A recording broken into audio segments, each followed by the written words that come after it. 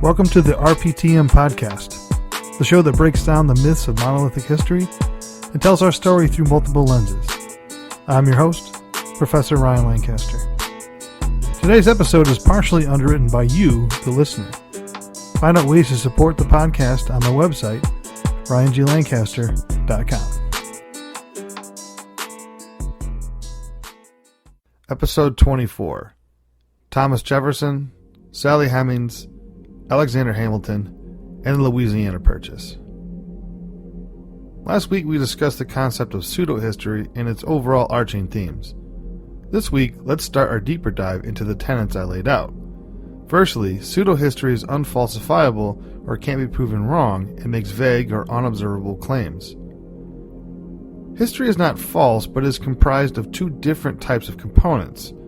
Most of history is very concrete and not debatable. These include the questions of who, when, where, what, and how. Now, some of these can get rather specific, but do not garner much debate. These sorts of questions are rarely controversial, debatable, or even questioned. They are just known. Now let us ask the question, why did this happen? What caused it, and what resulted from it? Was this change or continuity historically? These questions are based on many factors, including scholarship and especially perspective. Perspective impacts our interpretations of history, and these questions are based on understanding. Perspective is also based on what era the person interpreting is living in. Interpretations change as perspectives change. This happens so commonly that a subset of historical scholarship is a study of historiography, which studies how an understanding of the same historical event changes over time. When people criticize history as an academic discipline, they rarely take perspective into account. Historians must constantly review history so historians can reevaluate people and events. For example, the story of Sally Hemings and Thomas Jefferson. The tale, shrouded from historical scrutiny for centuries, has bubbled over to the surface in recent decades. If we are the judge, jury, and executioners of history, what do we do when there is a mistrial? Sally Hemings. Sally Hemings was a woman enslaved by Thomas Jefferson, inherited through his wife Martha Wales Skelton Jefferson, when her father died. Sally's mother, Betty, was said to be the daughter of an enslaved African woman and a white ship captain. Betty's children were said to have been fathered by her owner, John Wales, making Sally a half-sister of Jefferson's wife. The terms mistress and concubine are often applied to Sally Hemings, but both are inaccurate descriptions. The terms refer to a woman who lives with and is sexually involved with a married man, and importantly, implies consent. Sally Hemings would not have given consent because of her status as an enslaved woman, meaning she could not have been his mistress. Instead, she was an enslaved teenager that was forced to have sex with her enslaver. From 1784, Sally served as a maid and companion of Mary Jefferson, Thomas Jefferson's youngest daughter. In 1787, Jefferson, helping the new United States government as a diplomat in Paris, sent for his younger daughter to join him, and Sally, 14 years old at the time, was sent with Mary. After a brief stop in London to stay with John and Abigail Adams, Sally and Mary arrived in Paris. Whether Sally and Mary lived at the Jeffersons' apartment or the convent school is uncertain. What is relatively sure is that Sally took French lessons and may have been trained as a laundress. And according to French law, Sally was free in France. Allegedly, Thomas Jefferson began raping Sally Hemings in Paris.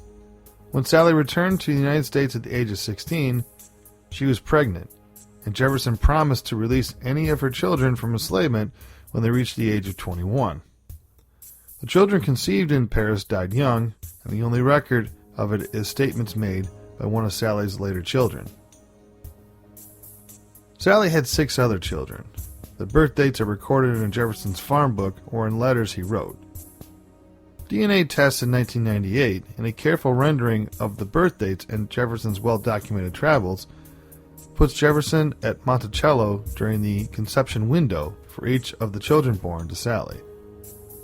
The light skin and the resemblance of several of Sally's children to Thomas Jefferson were remarked upon by many of those who were present at Monticello. Other possible fathers were either eliminated by the 1998 DNA test of a male line descendants or dismissed because of internal inconsistencies in the evidence.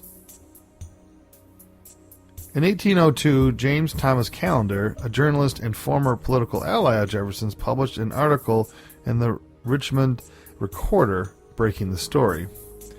He wrote, "It is well known that the man keeps for many years has kept, as his concubine, one of his slaves. Her name is Sally." While Jefferson never technically freed Sally, she was permitted to leave Monticello after his death. This was an informal way to release some of their enslavement in Virginia, preventing the imposition of the 1805 Virginia law requiring freed, formerly enslaved people to move out of the state. Sally Hemings is recorded in the 1833 census as a free woman.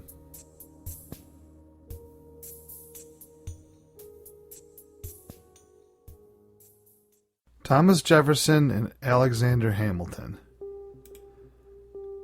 The first, and perhaps the most important, political rivalry in U.S. history was between Alexander Hamilton and Thomas Jefferson. The two founding fathers clashed over political differences, each trying to sway President George Washington to his side. But there's more to the Hamilton and Jefferson feud than you thought.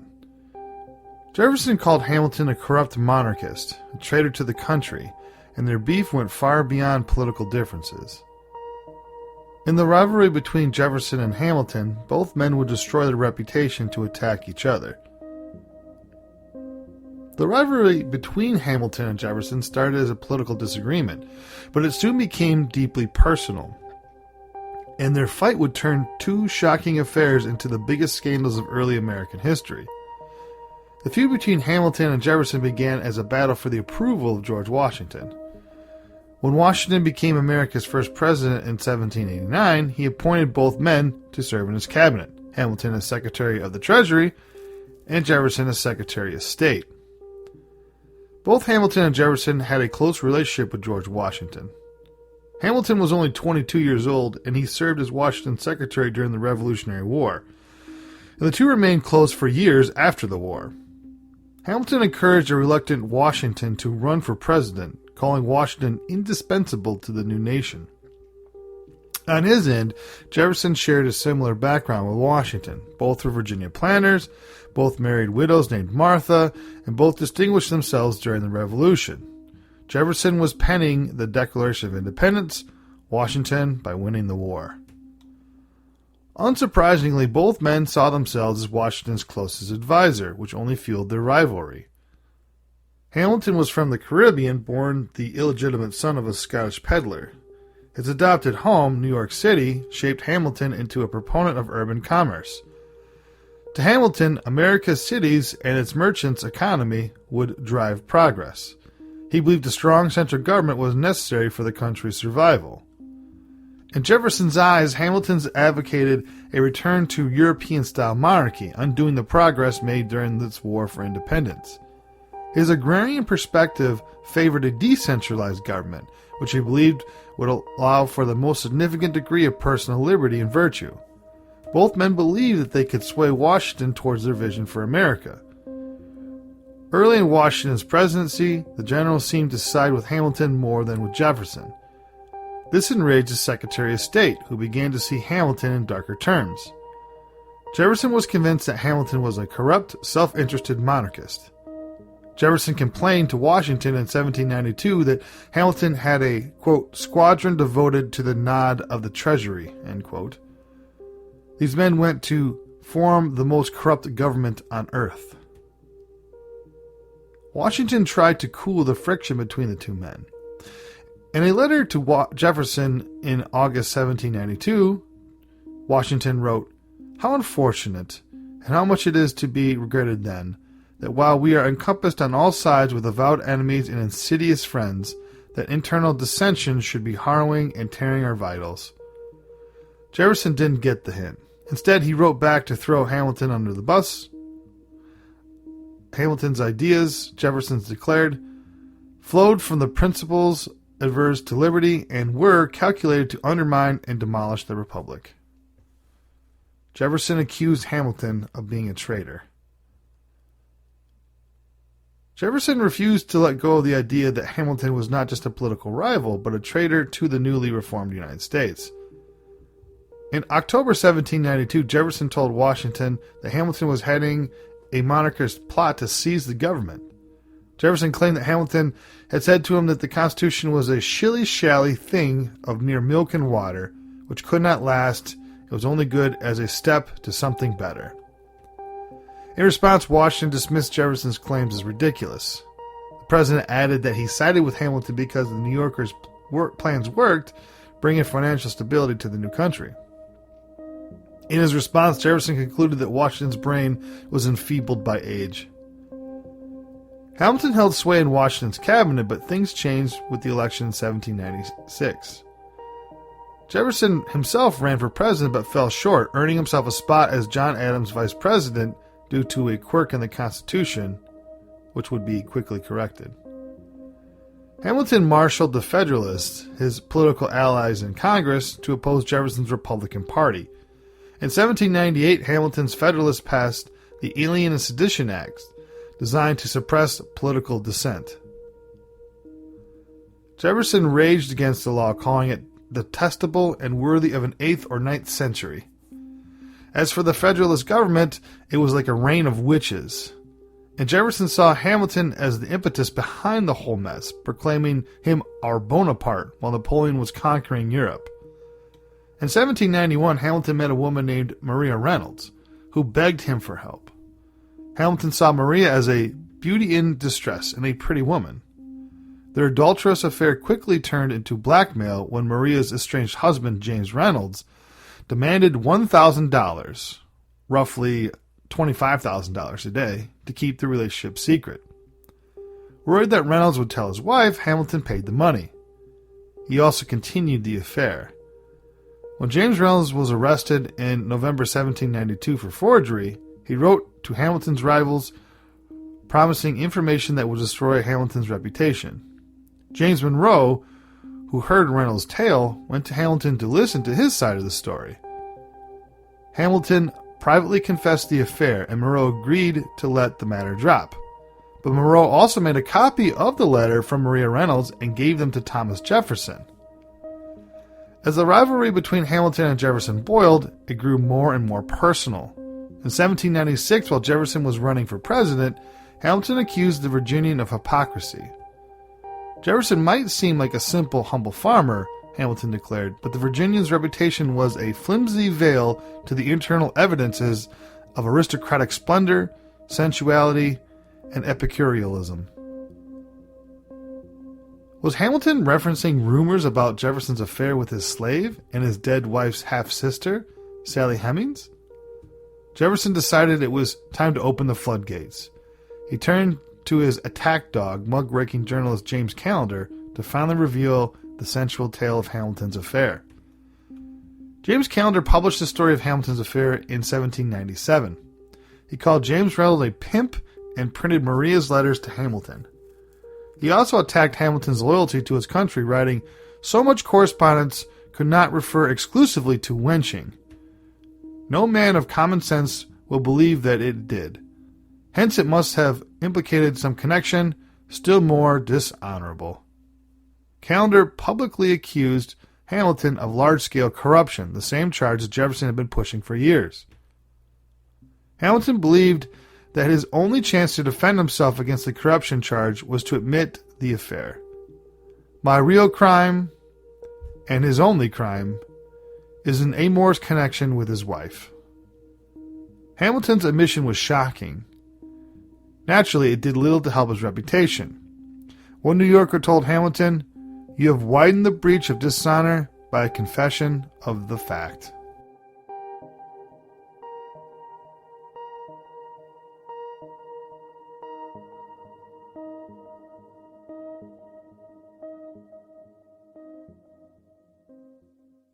Hamilton versus Burr. The rivalry between founding fathers Aaron Burr and Alexander Hamilton stretched much further than the legendary duel where Vice President Aaron Burr shot and fatally wounded former Treasury Secretary Alexander Hamilton. Both were orphaned.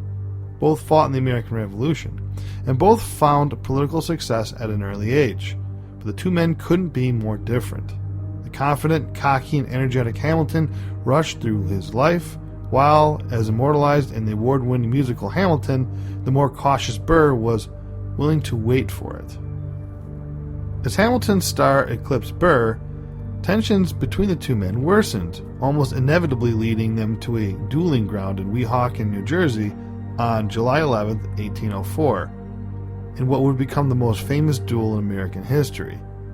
Whether or not Hamilton did indeed throw away his shot is a question that's puzzled people ever since.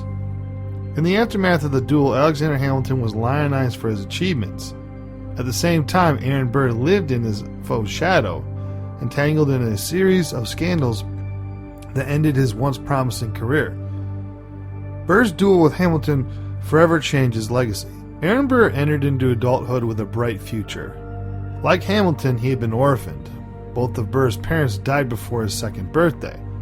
But unlike the impoverished Hamilton, who worked tirelessly as a clerk, Burr relied on his influential family's lineage. Burr's grandfather was one of the most notable preachers in American history who ushered in the era of religious revival known as the Great First Awakening. Burr was orphaned, but was a highborn as character as you could find. John Adams noted that almost nobody in American life was as much of a shoo-in to the very top as Burr. Burr graduated from college at just 16 years old and served as an aide-de-camp to Colonial General Richard Montgomery during the American Revolution, receiving a congressional commendation for bravery in action. In the years after the war, Burr worked alongside his fellow founders to create a government for the new nation. And while Hamilton's role in that creation is well known, history has often overlooked many of Burr's contributions, such as his defense of the free press and early abolitionist views. He fought for electoral representation for average citizens, not just property owners, and defended immigrants' rights under the attack from Hamilton's Federalist Party. Burr was also ahead of his time when it came to women's rights, extolling the virtues of British feminism, Mary Wollstonecraft, and introducing a New York State Assembly bill which have granted women the right to vote. The more ideologically principled Hamilton grew, the more he deeply distrusted Burr, who he saw as an opportunist who would shift his political beliefs and allegiances to advance his career. The relationship worsened in a swirl of electoral politics when Burr defeated Hamilton's father-in-law Philip Schuyler in the U.S. Senate race in 1791. 8 years later, Hamilton helped engineer Burr's defeat in the presidential election of 1800, advising his fellow Federalists to vote for Thomas Jefferson instead of Burr. Hamilton may have hated Jefferson's politics, but he distrusted Burr more. Burr became vice president, but when he was dumped for the ticket before the election of 1804, he decided to run for governor of New York. His fellow New Yorker, Hamilton, once again manipulated his defeat, and Burr lost a large margin. After his gubernatorial loss, Burr learned of Hamilton's remarks about his character and demanded his apology for every slanderous thing he ever said about him. Hamilton refused to apologize, and the pair exchanged a series of letters which eventually culminated in arrangements for a duel. In the early morning of July 11, 1804, Burr and Hamilton departed for Manhattan by separate boats. They rowed across the Hudson River to a spot known as the Heights of Weehawken, New Jersey, a famous dueling ground below the towering cliffs of the New Jersey Palisades. Dueling had been prohibited in New York and New Jersey. Still, Hamilton and Burr agreed to go to Weehawken because New Jersey was not as aggressive as New York in prosecuting dueling participants. The same site was used for 18 known duels between 1700 and 1845, including the 1801 duel that killed Hamilton's eldest son, Philip Hamilton. They also took steps to give all witnesses plausible deniability in an attempt to shield themselves from prosecution. For example, the pistols were transported to an island in a portmanteau, enabling the rowers to say under oath that they had not seen any firearms. They also stood with their backs to the duelists. Burr, William Peter Van Ness, his second, Matthew L. Davis, another man, often identified as John Swarthout, and the rowers all reached the site at 6:30 a.m., after which Swarthout and Van Ness started to clear the underbrush for the dueling ground. Hamilton, Judge Nathaniel Pendleton, his second, and Dr. David Hossack arrived a few minutes before 7. Lots were cast for the choice of position in which second would start the duel. Both were won by Hamilton's second, who chose the upper edge of the ledge for Hamilton, facing the city. However, Joseph Ellis claimed that Hamilton had been challenged and therefore had the choice of both weapon and position. Under this account, Hamilton himself chose the upstream and north side position. Some first-hand accounts of the duel agreed that 2 shots were fired, but some say only Burr fired. The second disagree on the intervening time between them. It was common for both principals in a duel to fire a shot at the ground to exemplify courage, and then the duel would come to an end. Hamilton fired a shot above Burr's head.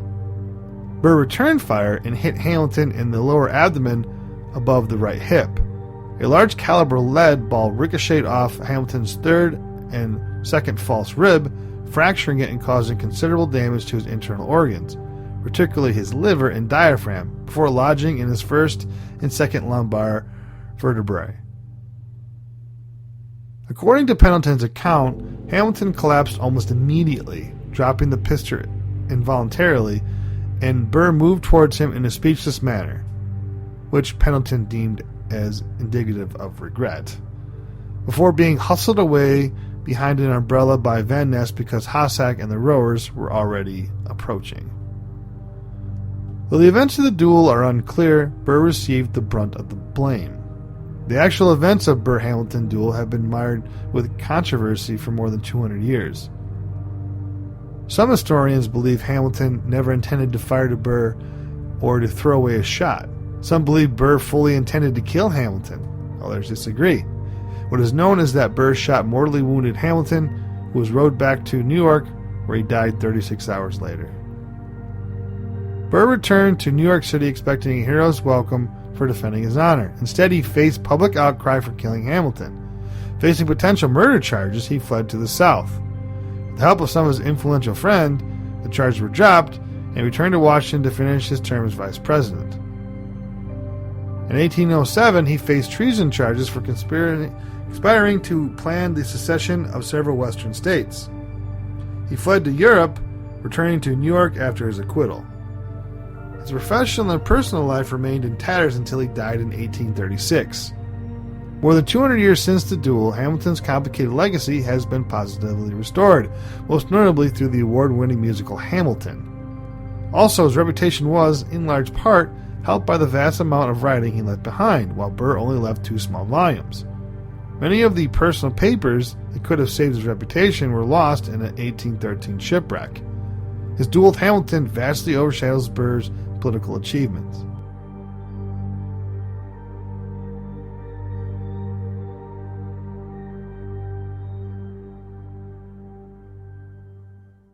The Burr Conspiracy. Nearly 200 years later, the exact details of what became known as the Burr Conspiracy, Aaron Burr's attempt to detach the western states and Louisiana Territory from the Union, remain unknown. But the conspiracy probably began sometime in early 1804, just months before Burr killed Alexander Hamilton in a duel. Vice President Burr's political hopes in the East were fading by then, and after he killed Alexander Hamilton in a duel on July 11, they would completely die. But Burr saw a chance to revive his fortunes. If the East wouldn't crown him, the West just might. Burr cast his eyes on the newly acquired territory of Louisiana. The land was primarily unsettled. Spain disputed its borders, and many of its residents talked openly of secession. Burr believed that he could pry territory from Louisiana with a relatively small and well-armed military force and build his empire. Perhaps he might even take Mexico. Burr would need human resources to accomplish this objective. His primary co-conspirator was General James Wilkinson, Commander-in-Chief of the U.S. Army. Arrogant and overly fond of liquor, Wilkinson had befriended Burr during the Revolution. Burr had convinced President Thomas Jefferson to name Wilkinson as governor of northern Louisiana. Despite his faults, Wilkinson represented a logical choice for Burr. As commander-in-chief, Wilkinson controlled the military and could move about the West without suspicions to cultivate alliances. But Burr also trolled the waters for supporters with even more power. In August 1804, the vice president contacted Anthony Merry, Britain's Minister of the United States. Burr offered to help Britain take Western territory from the United States. Merry immediately sent a dispatch to Britain detailing Burr's offer to effect a separation of the western parts of the United States from the rest of the country. In return, Burr wanted money and ships to carry out his conquest. In April 1805, shortly after his term as vice president ended, Burr journeyed west on a reconnaissance mission. In town after town, he dropped hints of the expedition to come. And in town after town, he met men who believed would support him in his enterprise. One of these men, Harman Blennerhassett, would prove a loyal follower. Blennerhassett, an eccentric Irish gentleman, had come to the United States with a fortune in hand. On a small island in the Ohio River near Marietta, he had built himself a mansion. There, with his wife and children, he lived a life of luxury. And thanks to Aaron Burr's scheme, Blennerhassett's paradise would soon crumble. Burr continued his western odyssey, visiting with Wilkinson at a western fort and dropping south to New Orleans. By the time Burr returned to Washington in November, he enlisted several supporters, including former U.S. Senator Jonathan Dayton and members of the Mexico Society, a New Orleans businessman. The latter favored annexation of Mexico territory in the West. Still, problems remained. Support from the British had not yet arrived. It never would, nor would assistance from Spain. Perhaps worse, rumors about Burr's plan had begun to circulate and even been published in Eastern newspapers. Unshaken, Burr continued his quest for support. Meanwhile, the border conflict with Spain had begun to heat up. This fit perfectly with Burr's plan. Jefferson would order Wilkinson to Louisiana with U.S. troops. In the name of U.S. sovereignty, Wilkinson and Burr could attack Texas and even Mexico. Burr could even declare himself ruler of conquered lands. At last ready to move forward, Burr sent a coded letter to Wilkinson outlining his plans. The document would be known as the Cipher Letter and would feature prominently at Burr's treason trial. Burr set out from Pittsburgh in August 1806. His first stop was Blennerhassett's, where he ordered the Irishman to outfit his island as a military encampment. As Burr hobnobbed around Ohio, Kentucky, and Tennessee, the trickle of rumors about him came in a torrent. Particularly problematic for Burr was the U.S. court in Frankfort, Kentucky. Burr was called by the court 3 times to answer charges of treason. Each time he was acquitted. By the beginning of December 1806, Burr's plan was in total collapse, although he didn't know it. Wilkinson, who by now believed Burr's plan would fail, opted to save his hide. On October 9, he had sent a letter to President Thomas Jefferson outlining the conspiracy, but without naming Burr. Jefferson responded with a cease and desist order. Burr was not explicitly named, but he didn't need to be. The newspapers were full of treason talk, and newspapers prominently featured Burr's name. On December 9, 1806, authorities struck the first blow against Burr. Ohio militiamen captured most of his boats and supplies at the Marietta boatyard. On December 11, the militia raided Blennerhassett's island, but most of the men had already fled downriver. Blennerhassett's mansion was ransacked. When Burr rendezvoused with Blennerhassett at the Ohio River near the end of December, he expected to meet a small army. Instead, he met a force of less than 100 men. A less ambitious or wiser leader would have quit, but Burr proceeded, picking up what recruits he could as they drifted down the Mississippi. At Bayou Pier, just 30 miles above New Orleans, the final blow came. A friend handed Burr a New Orleans newspaper and announced a reward for the capture of Aaron Burr and reproduced in a full translation of the coded letter Burr had sent Wilkinson. Burr surrendered to authorities at Bayou Pier and was arraigned before a grand jury. Burr and his men insisted that they had no intention of attacking U.S. territory, and the jury failed to return an indictment. Still, one of the two judges involved in the case ordered Burr returned to the courtroom. Convinced he would be railroaded, Burr fled into the wilderness. On February 13, 1807, a soaking wet and bedraggled Burr was captured and carried back to a federal court in Richmond, Virginia, to face treason charges. This was indeed the trial of the century, and Aaron Burr battled for his life. Both the prosecution and the defense used a cipher letter to try and prove their case, but in the end the cipher letter took a back seat to another, even more renowned document, the Constitution, which defines treason very specifically. Supreme Court Justice John Marshall insisted in absolute adherence to the strict definition which Burr's actions did not meet, and so he was acquitted. But if Burr was victorious in court, he lost in the court of public opinion. Several states filed additional charges against him, and he lived in fear for his life. Wisely, Burr fled again, this time to Europe, where he tried without success to convince Britain and France to support other North American invasion plots. Across America, he was burned in effigy. With 4 years in exile, Aaron Burr returned to America again. In mid-1812, the country was on the brink of war with Britain, and the Burr Conspiracy seemed ancient history. Aaron Burr put up his shingle in New York as an attorney and found ready business. He would live the rest of his life in relative obscurity, his dreams of empire forever undone.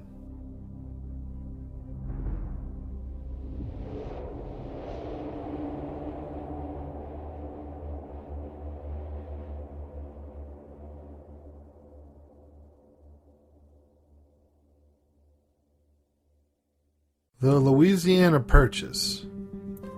The Louisiana Purchase was a land deal between the United States and France in which the U.S. acquired approximately 827,000 square miles of land west of the Mississippi River for $15 million. As the United States had expanded westward, navigation of the Mississippi River and access to the port of New Orleans had become critical to American commerce, so this transfer of authority was cause for concern. Within a week after a letter to DuPont, Jefferson wrote U.S. Minister to France Robert Livingston. Every eye in the U.S. is now fixed upon this affair of Louisiana. Perhaps nothing since the Revolutionary War had produced more uneasy sensations through the body of the nation. The presence of Spain was not so provocative. A conflict over the navigation of the Mississippi had been resolved in 1795 with a treaty in which Spain recognized the United States' rights to use the river and deposit goods in New Orleans to transfer to ocean-going vessels. In his letter to Livingston, Jefferson wrote, "Spain might have quietly retained New Orleans for years. Her pacific dispositions, her feeble state, would induce her to increase our facilities there so that we would hardly feel her possession of the place." He went on to speculate that it would not perhaps be very long before some circumstance might arise which might cede it to us the price of something of more worth to her. Jefferson's vision of obtaining territory from Spain was altered by the prospect of having the much more powerful France of Napoleon Bonaparte as a next-door neighbor. France had surrendered its North American possessions at the end of the French and Indian War. New Orleans and Louisiana west of the Mississippi was transferred to Spain in 1762, and the French territories east of the Mississippi, including Canada, were ceded to Britain the following year. But Napoleon, who took power in 1799, aimed to restore France's presence on the continent. The Louisiana situation reached a crisis point in October 1802 when Spain's King Charles IV signed a decree transferring the territory to France. The Spanish agent in New Orleans, acting on orders from the Spanish court, revoked Americans' access to the port's warehouse. These moves prompted outrage in the United States. While Jefferson and the Secretary of State James Madison worked to resolve the issue through diplomatic channels. Some factions in the West and the opposition Federalist Party called for the war and advocated secession by the Western territories to seize control of the lower Mississippi and New Orleans. Aware of the need for actions more visible than diplomatic maneuvering and concerned with the threat of disunion, Jefferson, in January 1803, recommended that James Monroe join Livingston in Paris as a minister extraordinary. Later that same month, Jefferson asked Congress to fund an expedition that would cross the Louisiana Territory, regardless of who controlled it, and proceed on to the Pacific. This would become the Lewis and Clark Expedition. Monroe was a close personal friend and political ally of Jefferson, but he also owned a land in Kentucky and had spoken openly for the rights of the Western Territory. Jefferson urged Monroe to accept the posting, saying he possessed the unlimited confidence of the administration and of the Western people. Jefferson added, "All eyes, all hopes are now fixed on you, for on the event of this mission depends the future destinies of this republic." Shortly after that, Jefferson wrote to Kentucky's governor, James Garrett, to inform him of Monroe's appointment and to assure him that Monroe was empowered to enter into such arrangements as many effectually secured our rights and interests in the Mississippi and in the country eastward of that. As Jefferson noted in that letter, Monroe's charge was to obtain land east of the Mississippi. Monroe's instructions, drawn up by Madison and approved by Jefferson, allocated up to $10 million to purchase New Orleans and all parts of the Floridas.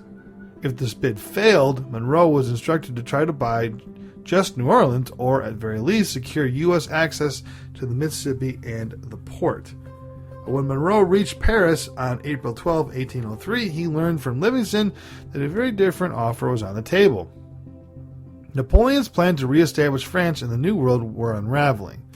The French army was sent to suppress a rebellion by slaves, the free blacks of the sugar-rich colony of Saint-Domingue, or present-day Haiti, had been decimated by yellow fever. A new war with Britain seemed inevitable.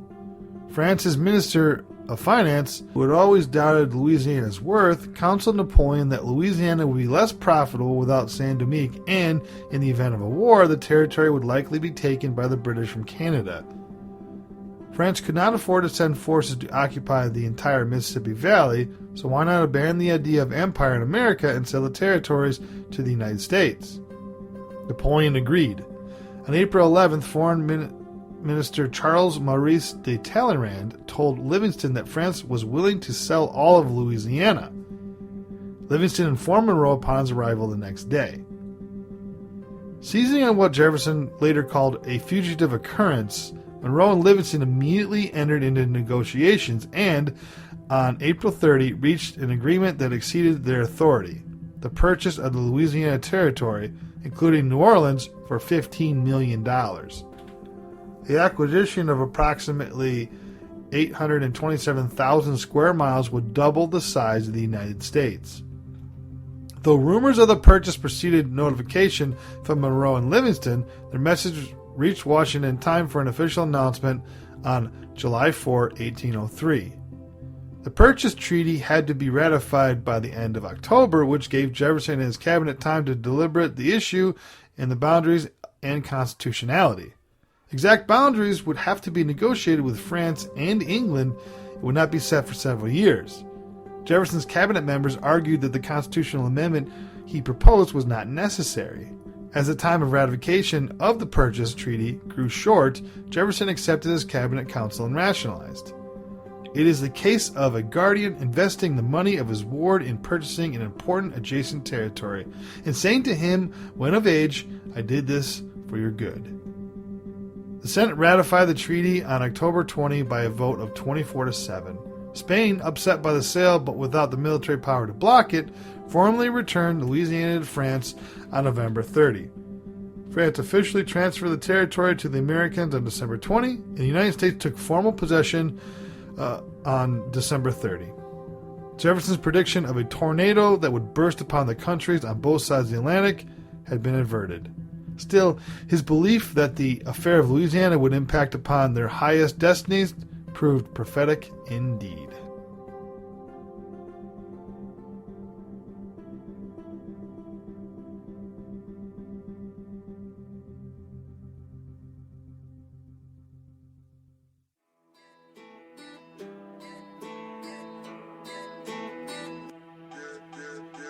You've been listening to the RPTM podcast. If you like what you hear, please rate us on whatever platform you're listening on. Join us again next week when we talk about the seen and unseen of U.S. history. Make sure you subscribe to the podcast so you never miss an episode. Also, for more information, check out the show notes on my website. The show was produced by me. Our editor is me. Written and researched by me. Music is Down South by Bliv Beats. I'm Ryan Lancaster, and this was the RPTM podcast.